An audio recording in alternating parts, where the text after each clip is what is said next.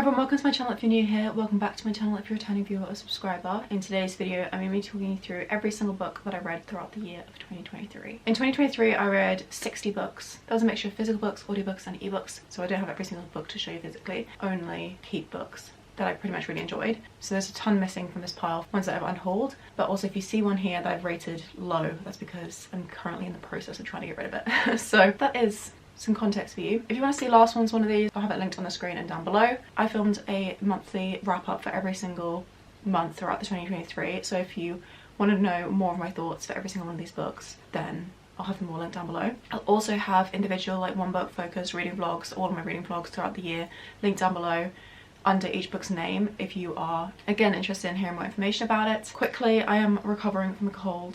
I feel so much better than I did when I filmed my previous video, but I still sound a little bit sickly, so please bear with me. And then the final point I have to make before we get into the video is that I filmed one of these videos halfway through the year, so about 6 months in, halfway through June, I filmed a video where I talked through every single book I've read so far. So for the first 6 months of the stacks behind me, I'm going to be just holding up the book, telling the title and the author, whatever, and then saying the star rating, and then I'll leave it at that. If you want further information on those books, you can either check out the wrap-ups and individual vlogs, or you can check out the 6-month video I did, which was essentially this video but focused just on those books. But for every single book that I didn't mention in that previous video, I will be holding it up and giving you a little taste of my thoughts. Very briefly though. If you enjoyed the video along the way, please give it a thumbs up to let me know that you did. And without further ado, let's just get going.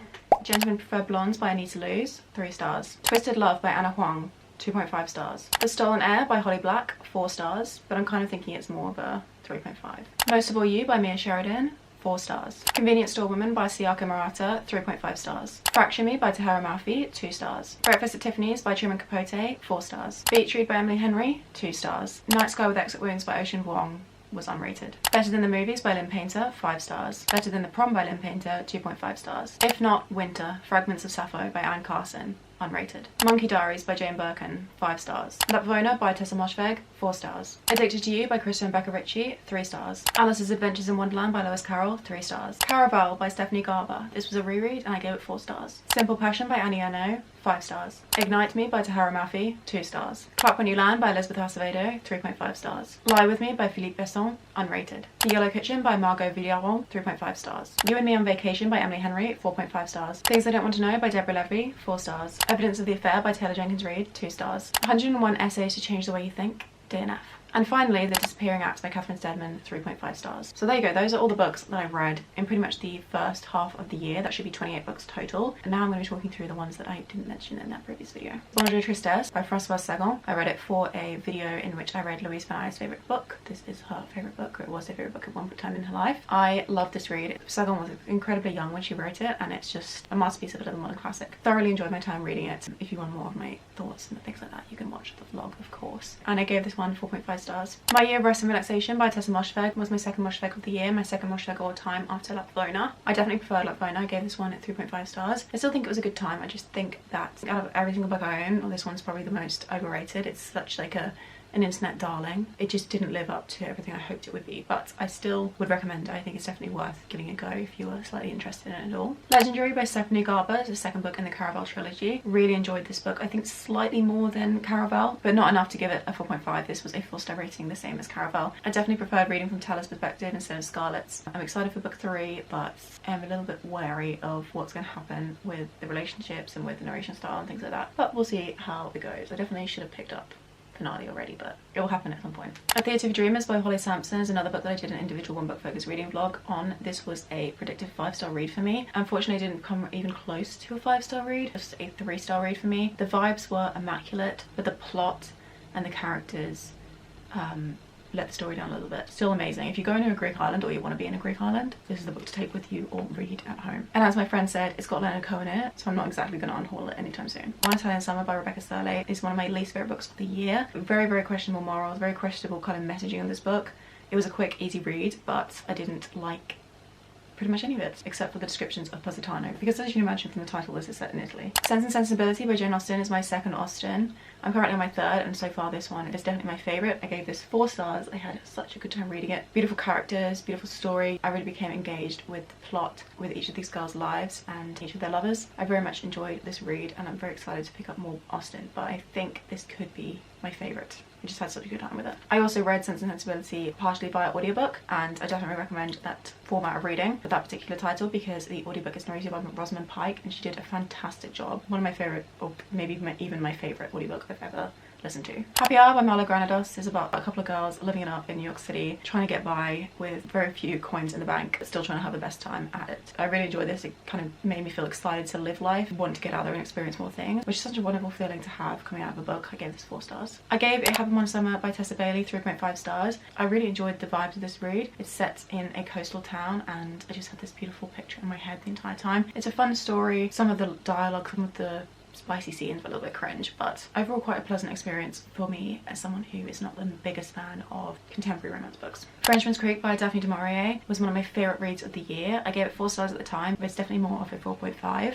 This woman who is a lady and it's about her love affair with a pirate, but just describing it like that is really laying the book down. It's about so much more than that. It explores some deeper themes. I'm kind of more and more astounded at it the more I think about it. I think this is one that's really stuck with me and I think that's why it deserves a slightly higher rating than I once gave it. So this is now officially 4.5. I had such a wonderful time. The characters are beautiful, the descriptions are beautiful, the setting's lovely. It's set in Cornwall and it's the perfect pirate book. Also a very accessible modern classic. Next up I read Fourth Wing by Rebecca Yarros, and like every single other person on this planet I really loved it. I gave it 5 stars. It's realistically more of a 4.75. I don't rate it into 0.25s, but I had the best time reading this. I used to read a lot of fantasy and it felt like I was entering that little era of my life again. I badly read this with Lucy. We had the best time. Great read. Definitely recommend if you are a fantasy lover and are still yet to pick it up. I also did a reading vlog for Fourth Wing, which you can check out if you want more of my in-depth thoughts, but it is still spoiler free. Nadja by Andre Breton. Beautiful cover, not so beautiful interior. There were some really standout quotes in this book, but overall I found it very, very confusing, quite boring, and it made me question my intelligence. I gave this 2.5 stars. I read Twisted Games by Anna Huang. This is the second book in the Twisted series. After hoping I would enjoy it more than the first book, Twisted Love, which I've already mentioned, I ended up giving it 2 stars, which indicates that I actually enjoyed it less. Not a good time. If you just take everything that I find cringy and gross and unlikable in romance books, put it in one book.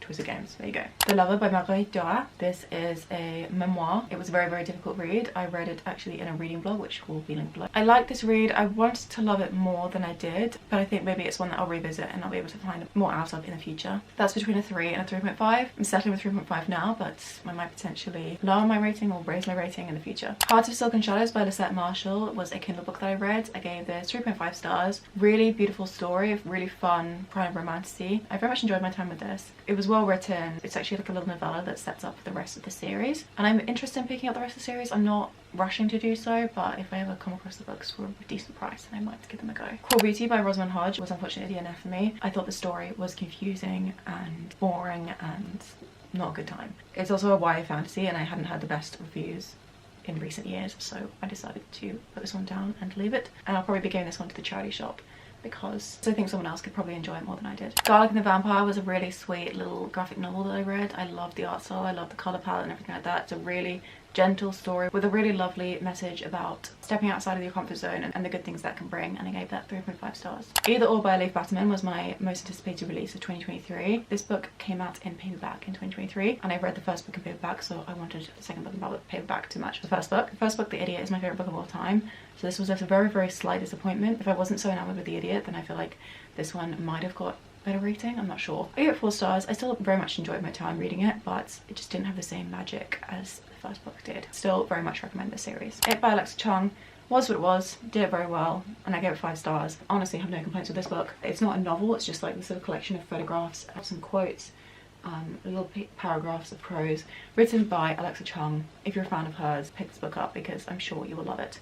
If you don't know who she is, don't pick this book up. Ricochet is the second book in the Addicted series. I gave this 3.5 stars. I enjoyed it more than the first book, but there were several kind of problematic elements and I couldn't give it a higher rating than I did. Minor Detail by Adonir Shibley was one of my favourite reads of the year. It's a really, really short little book, but it's so incredibly impactful and it's very, very important reading. It's on like a reading list for must-reads at this current time. I gave it 4 stars. My Rock and Roll Friend by Tracy Thorn, another DNF. This is a biography of Tracy Thorn's best friend, and unfortunately I think she did her a bit of a disservice in writing this. It was so boring, and what's funny is that the life of the person she was writing about was not. I was disappointed with this read. I was really excited to love it, but yeah, like I said, DNF. Found by Treason was another little romantic book that I picked up on Kindle. This one was really, really poorly written. The plot was really basic and the characters had no chemistry despite it being a romance book, and I gave that one 2 stars. I read Magnolia Parks by Jessa Hastings. I finally gave this book a go. It's very popular here on BookTube and on BookTok and on Bookstagram. Kind of didn't know how to feel. I had very mixed feelings with this one, so I decided not to rate it overall. If I had to give it a rating, probably around 2.5, because like I said, like I'm torn either way. I didn't particularly get on with the writing. I think that's something that people really love about it. I also found the characters absolutely insufferable, and not in a way that was kind of like relatable and a good portrayal of what people are like in real life. If you want more of my thoughts, you can check out the monthly wrap-up I did where I included this book, because I spent a long time talking about how I got on with this book. Flawless by Elsie Silver is potentially my favourite romance book of all time. It's up there with You and Me on Vacation by Emily Henry. This was also a 4.5 star read. I had such a good time. This is a cowboy romance. Super fun. I read it while I was in Florida, and the warm weather just fit with the beautiful setting. Great characters. The main couple had some really interesting discussions that I think are important to be had, particularly in romance books. Enjoyed it. It was just fun, a good time, and I definitely want to continue with this series. 4.5 stars. Ninth House by Leigh Bardugo has been on my TBR for many years. I bought this in September of 2019 when this book was first released. I had very high expectations, and this book unfortunately fell quite flat. I gave it 3 stars overall. I just felt like there wasn't enough editing within this book. I felt like Leigh Bardugo hadn't kind of like refined her ideas enough. It's still a good fun time, but I won't be continuing the series, unfortunately. 3 stars. The Year of Magical Thinking was my last favourite read of the year. I gave this 4.5 stars. Non-fiction account of Joan Didion's about the period of time in her life where her daughter fell very sick and her husband died very suddenly. It's a very difficult read, but I think as I grow older and I experience more grief within my life, this will be a very important read, and one that I will definitely want to revisit over time. So yeah, like I said, 4.5 stars. The Ballad of Songbirds and Snakes has an entire One Book Focus reading vlog for you to watch if you want more of my thoughts in better depth. But I enjoyed this book. It's a prequel to The Hunger Games. I didn't love it, preferred the original trilogy, but I am still excited to see the film, and it felt very nostalgic revisiting this world. 3 stars. I read a little short story within this collection, 5 of Truman Capote's short stories, called One Christmas. I liked this story, didn't love it. I think it was quite like a well-rounded one, a little bit open-ended. It left you with your own thoughts, and I really appreciate that within short stories. 4 stars. Confess by Colleen Hoover was my first coho and my last coho. This is not a good book. I didn't think this was very good. It was a quick, easy read. Nothing's gonna stick with me, and there were elements of it that I just think were really ridiculous. Like, it actually kind of had me laughing out loud, kind of over my shock of how bad some of these lines were. So 1.5 stars. Not an offensive read or anything like that, but just not a good one. I read Emily Bard's Encyclopedia of Fairies by Heather Fawcett. I was so bored by this read, and honestly I should have just DNF'd it, but I was reading this on my Kindle and I actually switched over to the audiobook on Spotify, which meant that I was just speeding through it on New Year's Eve, trying to get it done before the end of the year. I gave this 2.5 stars, which is not a terrible rating. It just means that the book wasn't for me. I found the writing style really hard to get into. Not much happened in the plot to the very end, and then everything happened. It sadly didn't work for me. It was one that I was very highly anticipating, but not my kind of thing. I read Fangs by Sarah Anderson. Very fun, cute, graphic novel. Read it in 20 minutes. Could have read it in far fewer minutes than that. Good time, but not anything kind of like revolutionary. Just very cute. It was perfect to kind of round off the end of the year. I gave that 4 stars. And then finally, technically my 61st book of the year. It doesn't really count because this is my little devotional. So I've just been reading a little passage of this every night for the past year. I think it's a very good book. I didn't stick to it every single night. That fault's on me. But basically it takes some of the verses in the Psalms and then breaks them down and then leaves you with a prayer as well. I don't know what I would rate this overall, probably 4 stars, but I left it unrated. I would definitely recommend work by Timothy Keller. He's one of my favourite Christian non-fiction authors. So there you have it. Those are the 61 books that I read in the month. In the month? No.